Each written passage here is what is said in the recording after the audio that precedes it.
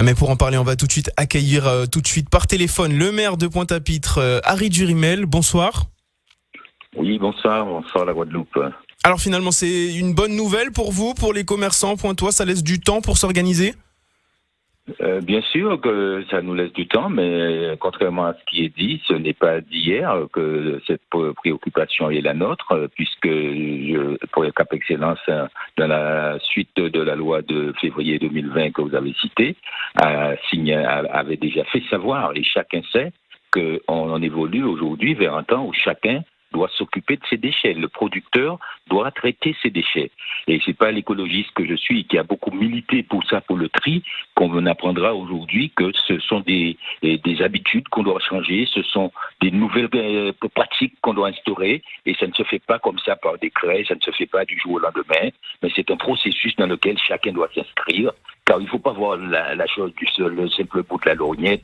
On ne va pas ramasser les cartons des commerçants. Il faut se rendre compte qu'on est dans une nouvelle ère de préservation de l'environnement et en même temps de réutilisation ce qu'on appelle des déchets qui sont aujourd'hui des déchets peuvent devenir des matières premières secondaires, si on peut dire, et être réutilisés, créer de l'emploi, s'inscrire dans une démarche vertueuse. Et c'est à cela que chacun doit s'inscrire, pas que les commerçants, mais aussi les collectivités, les administrations, les professions libérales. Chacun doit réduire à la source ces déchets. Et lorsqu'on sait qu'on va devoir les traiter, trouver un exutoire, on se responsabilise et on réduit ces déchets et on va imposer aux fournisseurs qui donnent ces cartons, comme l'a dit M. Péléculier, c'est pas lui qui les fabrique, mais si petit à petit il demande à ses fournisseurs de lui envoyer moins d'emballage parce que ça a un coût, eh bien le fournisseur lui aussi changera ses méthodes et ainsi nous sauverons la planète.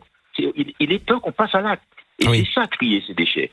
Et alors concrètement, que comptez-vous faire ? Est-ce que c'est aux commerçants, ça va être aux commerçants de s'organiser eux-mêmes ou est-ce que la ville va mettre en place quelque chose ?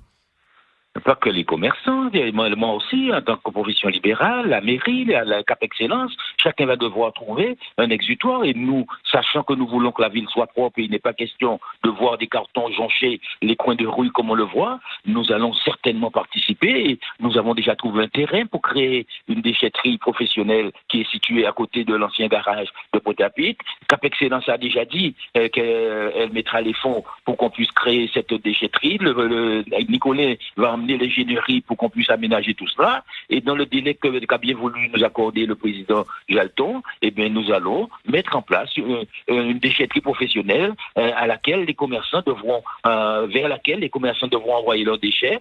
Si c'est un camion de la ville qui le fait et que c'est un coût pour la ville, il n'est pas question de demander aux contribuables prétois de prendre en charge les frais d'emballage des commerçants, mais nous pourrons, avec l'aide de nos outils dont la ville est dotée, nous mettre autour d'une table pour voir avec les commerçants, les professions libérales, tous les producteurs de déchets professionnels, comment ils vont participer collectivement ou individuellement à ce que leurs déchets soient conduits dans des lieux destinés à les revaloriser, à les trier, les recycler.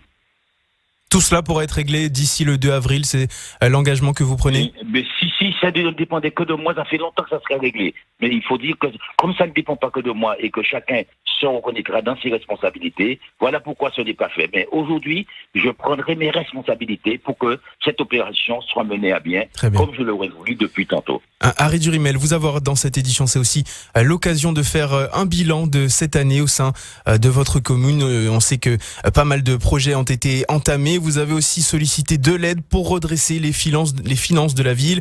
Donc en cette fin d'année, où en est-on ? Quel est l'état des finances de Pointe-à-Pitre ?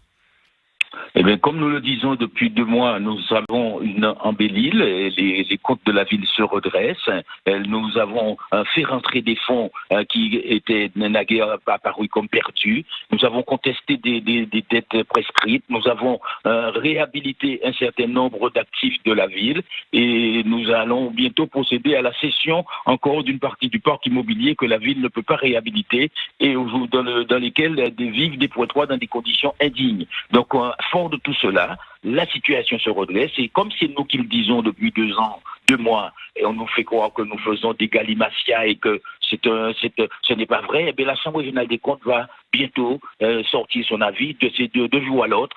Ça sera publié et chacun pourra voir les efforts de cette nouvelle équipe municipale qui a pris à bras le corps une ville pillée, une ville sinistrée, une ville en faillite et qui aujourd'hui est de retour, comme je le dis, Pointe-à-Pitre is back grâce à cette équipe municipale qui fait un travail. Mais comme c'est moi qui le dis, Monsieur Lozio, je vous laisse le soin de découvrir dans les jours à venir l'avis de la Chambre régionale des comptes qui ne fera qu'en confirmer que Pointe-à-Pitre est de retour. Très bien, merci à vous Harry Durimel, maire de Pointe-à-Pitre, d'avoir été l'invité de cette édition.